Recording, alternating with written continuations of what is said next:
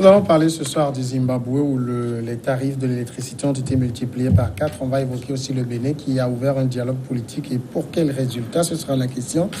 La présidentielle en Tunisie, le candidat Karoui a recouvré sa liberté. Et puis le Togo, après l'ANC, ce sont les FDR qui se disent favorables à un dialogue entre pouvoir et opposition autour du plateau. Pour commencer, Basile Agbo, directeur de publication de Freedom Fighters. Bonsoir Basile. Bonsoir Sam et bonsoir au pasteur Edo et bonsoir aux amis téléspectateurs qui nous suivent actuellement sur Niveau TV. Pasteur Edo, comme président du mouvement Martin Luther King. Bonsoir pasteur. Oui, bonsoir Samuel, bonsoir à mon aîné Basile Agbo et bonsoir à tous et à toutes qui nous suivent sur Niveau TV. Le Zimbabwe, pour commencer, les tarifs de l'électricité ont été multipliés par 4, a annoncé mercredi l'autorité de régulation de l'énergie. C'est la deuxième hausse en l'espace de 2 mois et l'autorité de régulation la justifie par une dépréciation de la monnaie locale. Le courant était déjà rare, il est désormais cher.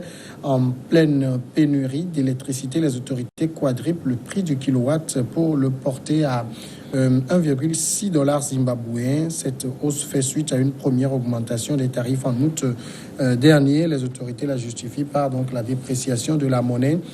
C'est vrai, hein, pasteur Edon, on l'évoquait tout de suite. Si on fait le calcul, ça ne représente rien du tout comparé à ce que, par exemple, on paie dans un pays comme le Togo. Mais vu la situation économique du Zimbabwe, c'est énorme. Oui, c'était prévisible que les Zimbabwéens allaient souffrir. Parce que le nouveau gouvernement, enfin le nouveau ancien gouvernement, s'il faut l'appeler ainsi, va vouloir assainir l'économie. Et avec tout ce qu'on a accumulé comme dette, donc il faut remettre tout à l'ordre. Et ça ne va pas être facile. Mais bon, comme le prix du kilowattheure, donc de l'électricité kilowattheure qui est qui a quadruplé. Passé à 1,6 $ zimbabwéen. 1,6 $ zimbabwéen, donc ce qui fait 0,11 $ américains. Mais quand on le prend, ça fait 50, ça va entre 45 et 50%, 50 francs CFA. Donc le kilowattheure, là, c'est multiplié par 4. Donc vous voyez déjà, ils sont toujours à 50. Donc et avant, il faisait 20, 25 francs. 20, non, moi-même, 15 francs. Le kilowattheure. Donc, nous ici, le kilowattheure, ça dépend. On va à 75 francs. 75 francs. Et quand les gens sont dans une maison où il faut partager le truc, ça fait 100, ça fait 150, 200, même 220. Les gens le font. Donc, quand je me suis amusé à faire le calcul, mais je commençais pas à rire. Parce que ça, on dit, ben, c'est quadruplé, le prix est quadruplé. Et ça se retrouve très bas par rapport à ce que nous suivons. Au kilowattheure de notre pays, ben, les gens là, ben, comment ça se passe chez eux? Que les Zimbabwéens viennent vivre ici. Pour en savoir davantage. Bon, donc, c'est par rapport à leur monnaie et que la société en charge de l'électricité le dit très bien que c'est la dépréciation du dollar, de la chute du dollar zimbabwéen. Et vous savez, c'est un pays à hyper inflation. 300% d'inflation. 300% d'inflation. Donc, c'est dire que les Zimbabwéens ont de sérieux problèmes depuis le temps de Mugabe lui-même. Maintenant, est-ce que le nouveau gouvernement va s'atteler à assainir les choses et permettre aux Zimbabwéens de stabiliser, surtout, de stabiliser le pays pour éviter que l'inflation, ça chute et que ça se normalise? C'est la question qu'on peut se poser. Mais vous savez, les Soudanais ont compris. Juste, il a fallu l'augmentation de pain pour que le régime de Béchir tombe. Maintenant, c'est quadruplé au Zimbabwe. Qu'est-ce que les Zimbabwéens vont faire? Personne ne le sait. Mais je crois quand même que c'est des pays, si tout est bien, par rapport au prix de kilowattheure, c'est des pays qui pouvaient mieux vivre. Donc, par rapport... qu'on le dit à la dictature de Zimbabwe, qu'on ne le dit pas de la dictature, mais c'est quelqu'un, un panafricaniste qui a veillé à l'indépendance de son pays, qui était Rhodésie du Nord. Rhodésie du Nord. Bon, je crois quand même qu'il faut que tout ce qu'on peut dire, c'est que la situation se stabilise et que ces cris de détresse des Zimbabwéens puissent être amoindris. Basile Agbo, c'est vrai, hein, nous on a fait la comparaison et on trouve que c'est 3 fois rien, mais si on vivait au Zimbabwe, on se lamenterait aussi pour ça. C'est-à-dire que chaque pays a sa situation économique.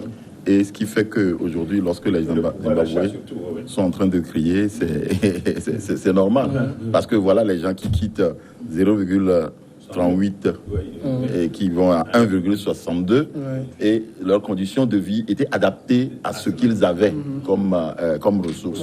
Donc aujourd'hui que c'est monté de cette façon-là, eh bien c'est relatif. Lorsque nous voulons les comparer, je crois que ce n'est même pas bien de comparer. Chaque pays vit selon la situation dans laquelle elle se trouve. Et tout ce qu'on peut dire aujourd'hui, c'est que la situation se normalise, qu'il quitte ce marasme économique qui est en train donc de secouer le pays depuis plusieurs années, et que bon, il retrouve la joie de vivre. Zimbabwe, c'est un pays qui attirait beaucoup de personnes. Et moi, j'ai un ami qui, la première fois où il est allé au Zimbabwe, il est revenu, il dit, vas-y, mais ce pays-là, c'est un très beau pays. Pourquoi ils sont en train de dégêner le vieux? Je suis allé à Harare, voir Harare. On dirait l'Occident. On dirait l'Occident, c'est bien construit. Voilà, enfin, au monde occidental, il y a les Anglais et tout ça là, ils ont construit. Vraiment, Zimbabwe, c'est bien construit.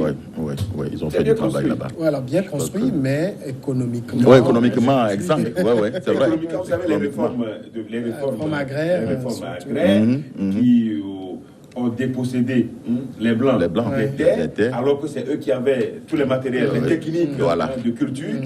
Donc, et puis par la suite, les autochtones n'ont pas pu adapter la terre aux méthodes convenables, aux méthodes modernes. Donc c'est depuis là que le Zimbabwe a commencé par chuter. Et ça, on avait applaudi cela, mais je crois que ce n'était pas adaptable à l'époque, parce que si Robert Mugabe avait opté pour ces réformes agraires et avait donné de moyens aux Zimbabwéens de pouvoir rationaliser la culture et de valoriser les terres, ben, il n'y aura pas de problème. Mais voilà que la situation est restée à l'état, et avec 300% de taux d'inflation, je crois que c'est le seul pays, enfin c'est le seul pays au monde, hein, il n'y en a plus. Il y a aussi le Venezuela qui... Bon, le Venezuela, avec sa crise politique qui fait que... En tout cas, en Afrique, c'est le Zimbabwe. En Afrique, c'est le Zimbabwe qui a battu le record, et je crois que la question qu'on se pose, jusqu'à quand ce pays va se normaliser, puisque ceux qui ont pris le pouvoir, c'est les mêmes personnes qui étaient avec Mugabe, les collaborateurs, les amis de lutte de Mugabe. Bon, on attend voir ce que... Alors, la conséquence aussi, Basile Agbo, de cette augmentation du tarif de l'électricité, c'est que ça peut déteindre sur d'autres produits. Nécessairement, parce que vous savez que l'électricité est une denrée de première nécessité, et donc lorsque ça se rejaillit comme ça, automatiquement, beaucoup de produits vont augmenter de prix. Et donc, la situation des Zimbabwe n'est pas un plaisir là-bas. Mais ça, c'est une évidence. Donc, c'est ça qui fait que la prière qu'il faut faire, c'est de faire en sorte que la situation se normalise. Vous savez, lorsque vous êtes dépendant d'autres pays pour la production de l'électricité, c'est toujours ce qui arrive. Et si les Zimbabwe ont pu eux-mêmes avoir donc les capacités de pouvoir maîtriser l'énergie, je crois qu'on n'en arriverait pas là. C'est parce qu'il faut acheter quelque part, et là où vous achetez, la personne, vous pliez à ce qu'il demande. Surtout quand la monnaie avec laquelle vous payez n'a pas de valeur. Elle est dépréciée. Voilà le grand problème qui vient. Donc, c'est vrai, nous le disons que c'est moins que nous, mais pour eux, c'est plus que... Oui, mais le pouvoir d'achat, il faut tenir de leur pouvoir d'achat et leur monnaie. Donc, Et puis au-delà de ça, ce n'est pas que le coût de l'électricité. Il y a eu le carburant qui a connu une énorme et puis d'autres produits. Donc c'est très difficile à vivre pour les Zimbabwéens. La vie devient de plus en plus chère aux Zimbabwéens, et vraiment peut-être qu'ils vont commencer par regretter le vieux Raïs, le vieux Mugabe. Et maintenant, qu'est-ce qui va se passer? Quelle mobilisation faut-il faire? Quel travail? Il faut mettre les gens au travail au Zimbabwe et permettre de normaliser les relations avec d'autres pays, parce que entre-temps, Zimbabwe vivait en vase clos avec le vieux, qui ne voulaient rien et qui étaient sur place. Donc ces déplacements étaient aussi limités à l'époque. Donc il va falloir ouvrir le Zimbabwe à d'autres continents, à d'autres pays pour permettre... mais le pays est toujours sous sanction. Oui, le pays, la sanction n'est pas toujours levée, donc il faut lever la sanction et permettre à ce que la coopération puisse se prendre avec d'autres pays. Et je crois que c'est fort de cela que la population de Zimbabwe pouvait se retrouver normalement. Et il faut aussi dire que en Afrique, nous avons le soleil. Hein, mais jusque-là, on n'est pas en train de reconnaître sa valeur en matière d'énergie solaire. C'est vrai quand même qu'aujourd'hui, c'est ça qui est à la pointe de la technologie avec l'évolution. Mais il va falloir quand même qu'on quantifie cela, qu'on matérialise le soleil comme étant une source vraiment d'énergie. Si on le fait, je crois qu'on aurait pu éviter ce genre de choses. Des aveux. Justement, le pasteur Edo parlait de retour de la coopération pour permettre au Zimbabwe de relancer son économie. Mais ça, c'est dépendant de la situation des droits de l'homme aussi. Nécessairement. Pour le moment, le Zimbabwe n'est pas un bel exemple. Oui, justement. Oui. C'était pour ça, si le Zimbabwe est sous sanction, c'est pour ça. Le non-respect récemment, des droits de l'homme. Le triplement des prix de l'essence a provoqué 400%, des manifestations. par là. Il y a eu 17 morts. 17 morts, voilà. Et ça aussi, donc, ça aggrave encore la situation du pays. Donc, il va falloir que dans le pays, on fasse cet effort-là pour le respect des droits de l'homme et des libertés publiques. Voilà. Donc, sinon, le pays vivra, comme on le dit, en autarcie, et cela ne permettra pas donc à l'économie de prospérer.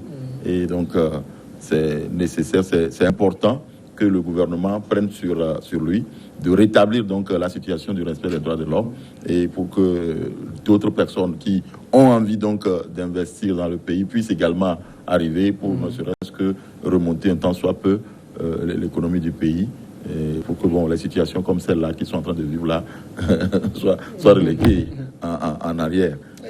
Il y a aussi la relation avec la métropole qui n'est pas au bout fixe. Et on sait que dans la relation de l'Afrique avec ses anciennes métropoles, eh bien, c'est eux qui finalement décident. Et si l'Angleterre ne voit pas le pays toujours d'un bon œil, ça ne va pas marcher. Oui, c'est vrai, mais parce que la Chine est là, mais la situation est toujours aussi délicate. Avec l'Angleterre, si c'est relatif, avec l'Angleterre, vous savez, ils ont adopté leur système de, comment on appelle, assimilation, c'est pas ça? Oui, l'assimilation. L'assimilation. Et cela a permis aux pays dépendants, aux colonies, aux ex-colonies anglaises, d'une manière ou d'une autre de prospérer. Mais avec Mugabe, vous savez, Mugabe parle avec un ton tellement dur aux Anglais. Un ton dur aux Anglais. Le nationalisme brille. Il connaît tellement les Anglais et qu'il leur dit des choses des fois. Ce qu'ils lui ont fait vivre aussi. donc quand il se rappelle de tout ça, il sort des mots vraiment désagréables aux Anglais. Et cela fait que les Anglais ne le voient pas souvent. Je me rappelle à son décès, le Premier ministre anglais avait dit que le Zimbabwe a trop souffert sous lui. Oui, trop souffert. C'est toujours l'appréciation des pays occidentaux. Chaque fois que... Si Chirac était en Afrique, on allait parler d'un dictateur. Bien sûr. Si Chirac était en Afrique, on allait parler d'un dictateur. Donc c'est comme ça, il va toujours la chose. On va aller à la pause si vous permettez. On revient juste après pour la seconde partie.